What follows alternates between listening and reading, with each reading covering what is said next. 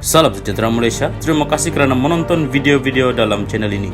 Sebelum kita mula, jangan lupa untuk tekan tombol subscribe, share, like dan komen. Let's go!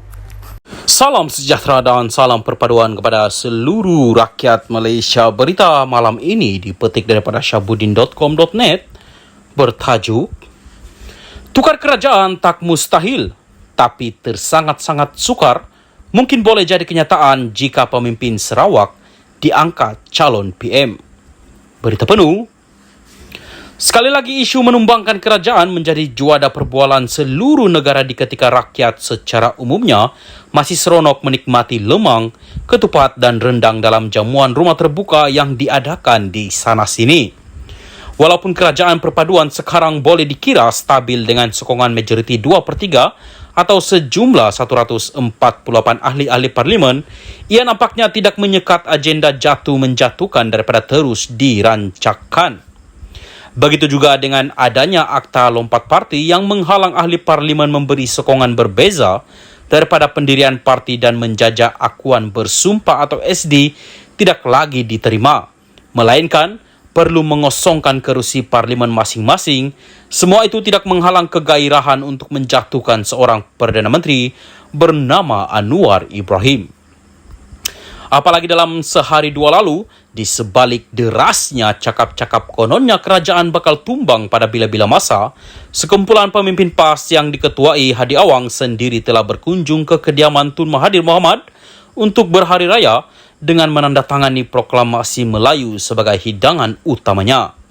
Kunjungan pimpinan PAS terhadap Tun Mahathir itu sekaligus menghangatkan lagi isu pertukaran kerajaan, meskipun bekas Perdana Menteri itu secara realistiknya sudah tiada taring kerana kalah sehingga hilang deposit pada PRU 15 yang lalu. Berkedudukan sebagai ahli parlimen atau tidak, yang semua orang tahu ialah Tun Mahathir tetap mempunyai iltizam yang tidak berubah untuk menjatuhkan Anwar. Panasnya isu menjatuhkan kerajaan itu sehingga Sultan Johor turut bertita dengan mengingatkan cukup-cukuplah berbuat demikian serta mahu semua ahli parlimen lebih memikirkan masa depan negara berbanding soal berebut kuasa.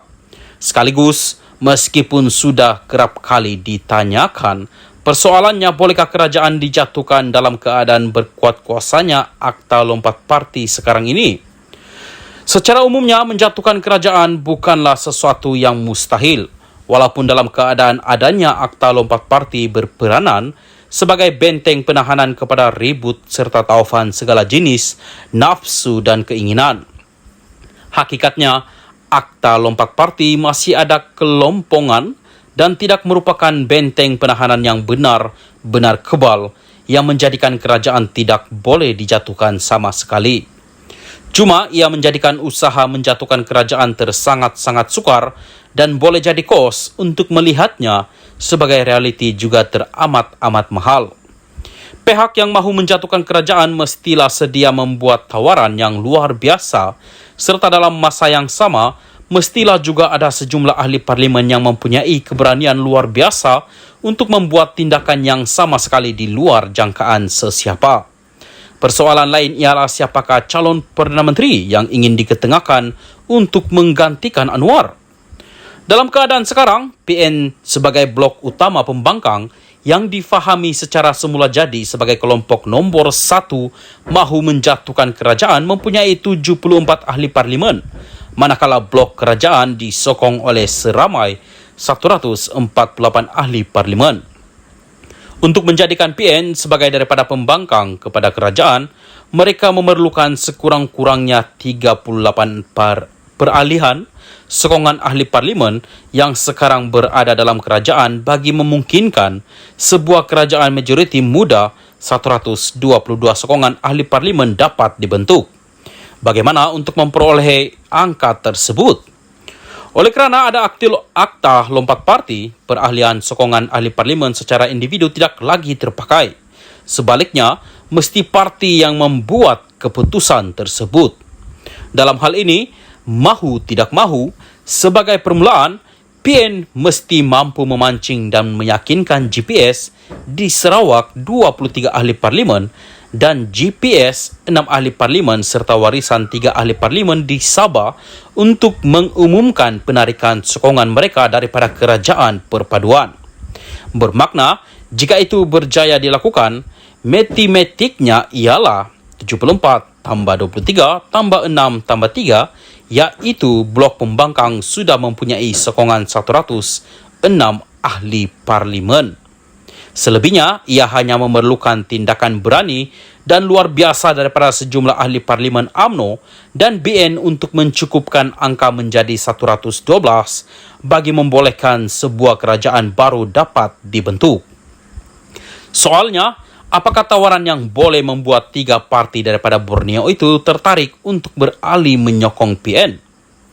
Sekarang ini, selain GPS dan GRS beroleh jawatan menteri dan timbalan menteri, Fadila Yusof daripada GPS juga dilantik sebagai timbalan Perdana Menteri untuk mewakili Malaysia Timur. Hanya wakil warisan yang tidak diberi apa-apa jawatan dalam kabinet.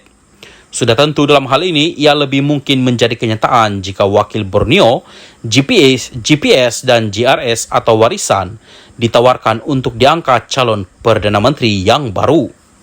Jika PN ingin menjatuhkan kerajaan dan sekadar menawarkan jawatan timbalan Perdana Menteri juga kepada wakil Malaysia Timur, keadaan pasti tidak berubah kerana ia tiada bezanya dengan kedudukan yang mereka nikmati sekarang. Diberi menu jawatan Perdana Menteri adalah satu-satunya pilihan yang mungkin mampu mendorong wujud kesatuan daripada parti-parti Malaysia Timur itu untuk sepakat berpindah meja makan. Persoalannya, sediakah PN yang di dalamnya ada Mahyadin MD Yassin, Hamzah Zainuddin dan Hadi Awang untuk menyokong dan menyerahkan jawatan Perdana Menteri kepada wakil Malaysia Timur? Mahukah juga Hamzah misalnya yang mewakili PN yang mempunyai jumlah ahli parlimen seramai 74 orang tetapi sekadar diberi jawatan timbalan Perdana Menteri kepada Perdana Menteri daripada calon GPS yang hanya mempunyai 23 ahli parlimen? Dalam keadaan politik Melayu di Semenanjung sentiasa berpecah, satu persoalan lain ialah jika jawatan Perdana Menteri sudah diberi kepada wakil Malaysia Timur, bilakah jawatan itu boleh kembali semula kepada Semenanjung? Sekali lagi, sementara banyak persoalan lagi boleh dibangkitkan, ia memerlukan suatu tolak ansur yang luar biasa jika benar-benar mahu menukar kerajaan. Tanpa tawaran yang luar biasa, tanpa tolak ansur yang luar biasa dan tanpa keberanian luar biasa, sejumlah ahli parlimen BN, apa juga usaha untuk menumbangkan kerajaan, pasti sukar jadi kenyataan. Ini tidak lebih sekadar sedap dibuat modal untuk ahli-ahli parlimen berangan-angan untuk kembali jadi menteri semula.